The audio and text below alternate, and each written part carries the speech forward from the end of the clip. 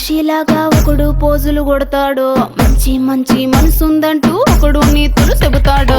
మంచి కాదు చెడ్డ కాదు అంతా ఒకటే జాతండి. దీపాలన్నీ ఆర్పేశాక